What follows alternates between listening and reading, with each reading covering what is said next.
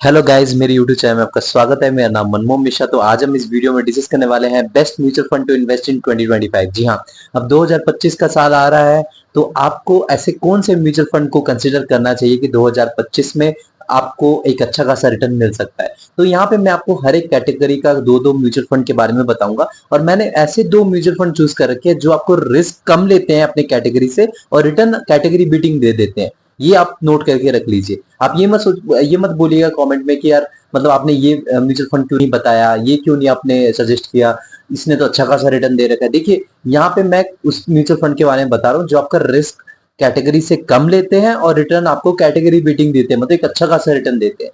तो मेरे चैनल को सब्सक्राइब जरूर कर दीजिएगा। मैं शुरू ला देता हूँ, चलिए शुरू करते हैं। सबसे पहले मैं आपको बता दूं, एक लार्ज कैप कैटेगरी का अगर मैं म्यूचुअल फंड बताऊं तो दो इसमें म्यूचुअल फंड है। एक है आपका Canara Robeco blue chip equity fund, और दूसरा है Mirae asset large cap fund. जी हाँ, तो large cap mutual fund basically वो फंड है जिसमें आपका जो 80% जो एलोकेशन होता है वो बड़ी कंपनीज में होता है, मतलब जो वेल एस्टेब्लिश कंपनीज होती है उसी में आपका डाइवर्सिफाई होता है पैसा जब आप इसमें इन्वेस्टमेंट करते हैं। तो यहाँ पे अगर आप देखा जाए, अगर आप चाहते हैं कि लॉन्ग टर्म में आपको 14 से लेकर 17% के बीच में रिटर्न मिले, तो आप ऐसे म्यूचुअल फंड को चूज कर सकते हैं। इसमें जो रिस्क है थोड़ा कम रहता है, क्योंकि इसमें बड़ी कंपनीज के साथ डाइवर्सिफाई होकर इन्वेस्टमेंट किया गया होता है। सेकंड कैटेगरी का आता है आपका फ्लेक्सी कैप फंड। जी हाँ, फ्लेक्सी कैप फंड में बेसिकली म्यूचुअल फंड मतलब जो म्यूचुअल फंड मैनेजर्स होते हैं उनको फ्लेक्सिबिलिटी होती है, वो किसी भी कैटेगरी में इन्वेस्टमेंट कर सकते हैं। मतलब लार्ज कैप में अपने पोर्टफोलियो में रख सकते हैं, मिड कैप में भी ज्यादा रख सकते हैं, या फिर स्मॉल कैप वाले में भी रख सकते हैं। तो ये टोटली डिपेंड करता है फंड मैनेजर पे, वो अपना किसी में भी एलोकेशन करते हैं, उनके पास फ्लेक्सिबिलिटी होती है। तो यहाँ पे अगर देखा जाए, अगर आपका रिटर्न एक्सपेक्टेशन 17% से लेकर 22% के बीच में है, तो आप ऐसे फ्लेक्सी कैप कैटेगरी के म्यूचुअल फंड में जा सकते हैं। तो उसका हो गया पहला जो नंबर पे आता है वो आपको पराग पारिक फ्लेक्सी कैप फंड, और सेकंड जो हो गया आपका यूटीआई फ्लेक्सी कैप फंड। जी हाँ, तो ये दोनों flexi cap fund top class flexi cap fund है, और इसमें अच्छा खासा रिटर्न भी मिलता है। अगर आप देखें, रिस्क भी कम लेके रिटर्न ज्यादा मिलता है। नंबर थर्ड कैटेगरी आता है आपका मिड कैप फंड। जी हाँ, मिड कैप कैटेगरी में अगर आप देखा जाए तो इसमें ज्यादातर जो होते हैं मिड बेस कंपनी होती है, मतलब मीडियम बेस, जो फ्यूचर में इनके पास पोटेंशियल होता है कि ये लार्ज कैप कंपनी बन सकती है। तो इसमें अगर देखा जाए तो नंबर वन में जो आता है वो आपका Motilal Oswal mid cap fund, और सेकंड में जो आता है वो आपका निपॉन इंडिया ग्रोथ फंड। जी हाँ, अगर आपके पास एक्सपेक्टेशन मतलब आपका रिटर्न का एक्सपेक्टेशन है 18% से लेकर 24% के बीच में, तो आप ऐसे म्यूचुअल फंड चूज कर सकते हैं। लेकिन याद रखें, इसमें मीडियम बेस कंपनी होती है तो रिस्क थोड़ा बना रहता है। लेकिन जो मैंने आपको दो म्यूचुअल फंड बताए तो इसमें रिस्क थोड़ा सा कम रहता है, रिटर्न भी मैसिव मिलने के चांसेस रहते हैं। ये आप इन दोनों को कंसिडर कर सकते हैं अगर मिड कैप कैटेगरी में म्यूचुअल फंड में। लेकिन हाँ, याद रहे रिस्क डेफिनेटली बना रहेगा, क्योंकि ये मिड कैप कैटेगरी का म्यूचुअल फंड है। नंबर 4 पे कैटेगरी में आता है वो आपका स्मॉल कैप कैटेगरी का फंड। तो स्मॉल कैप कैटेगरी में छोटी छोटी कंपनीज का जो एलोकेशन होता है वो ज्यादा होता है, मतलब मान सकते 68 या 70% तक का मिनिमम स्मॉल कैप में ही इन्वेस्टमेंट किया गया होता है, बाकी के 30% आपका मिड कैप या लार्ज कैप या फिर डेब्ट में के फॉर्म में इन्वेस्टमेंट किया होता है। तो डेफिनेटली ये एक रिस्की फंड रहता है, ये बहुत ज्यादा रिस्क इसमें हो रहता है। लेकिन मैंने आपको दो म्यूचुअल फंड के बारे में बता दूं जो रिस्क कैटेगरी से कम लेता है और आपको रिटर्न भी कैटेगरी बीटिंग मिलता है। तो यहाँ पे जो आपको बताओ, नंबर 1 में आता है वो आपका एक्सिस स्मॉल कैप फंड, और सेकंड जो नंबर पे आता है वो आपका Canara Robeco small cap fund. जी हाँ, अगर आपका रिटर्न का एक्सपेक्टेशन लॉन्ग टर्म में 18% से लेकर 26 या 27% के बीच में है, तो आप ऐसे स्मॉल कैप म्यूचुअल फंड को चूज कर सकते हैं। आपको लॉन्ग टर्म में उसी की रेंज के बीच में आपको रिटर्न मिलने के ज्यादा चांसेस रहते हैं। लेकिन हाँ, ये जो दो म्यूचुअल फंड है ये स्मॉल कैप कैटेगरी में कम रिस्क लेके आपको ज्यादा रिटर्न दिलवाने की कोशिश करते हैं। लेकिन ये मत सोचिए कि इसमें रिस्क बिल्कुल नहीं होता, ये बस अपने कैटेगरी के साथ कंपेयर करके ही मैं आपको बता रहा हूँ। वैसे में रिस्क डेफिनेटली रहेगा, क्योंकि यहाँ पे छोटी कंपनीज में ज्यादातर इन्वेस्टमेंट हो रहा है।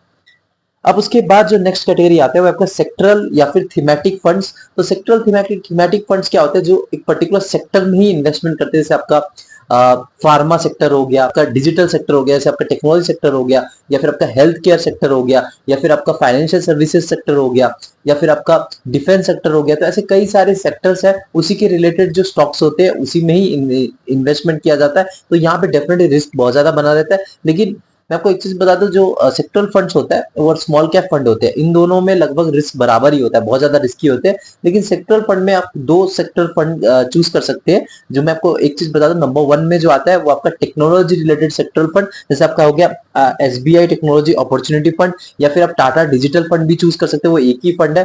आईसीआईसी प्रूडेंशियल का भी आपको टेक्नोलॉजी फंड मिल जाएगा, वो भी एक टाइप का ही फंड है। ये बेसिकली ज्यादातर टेक्नोलॉजी रिलेटेड सेक्टर पे ही इन्वेस्टमेंट करते हैं। देखिए, आप टेक्नोलॉजी कभी पीछे जाती नहीं है, हर एक चीज टेक्नोलॉजी पे काम करती है।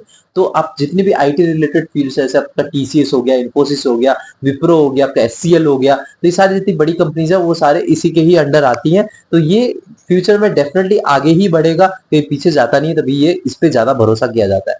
नंबर 2 में हो गया आपका निपॉन इंडिया फार्मा फंड। इसमें भी अगर आप देखिए तो फार्मा स्टॉक्स रहते हैं। फार्मा मतलब जैसे आपके मेडिसिन रिलेटेड वो सब रिलेटेड रहते हैं। तो देखिए हेल्थ रिलेटेड जो अपग्रेडेशन वो होती रहती है, आपको तो पता ही है। ये कभी कभी ऐसा नहीं कि ये नहीं बिकेगा, मेडिसिन सबकी है, तबीयत खराब होती है वो मेडिसिन परचेज करते हैं, तो डेफिनेटली यहाँ पे फ्यूचर में इसका अपग्रेडेशन होता है और इसमें डेवलपमेंट होता है और इसमें रिटर्न भी अच्छा खासा जनरेट होता है।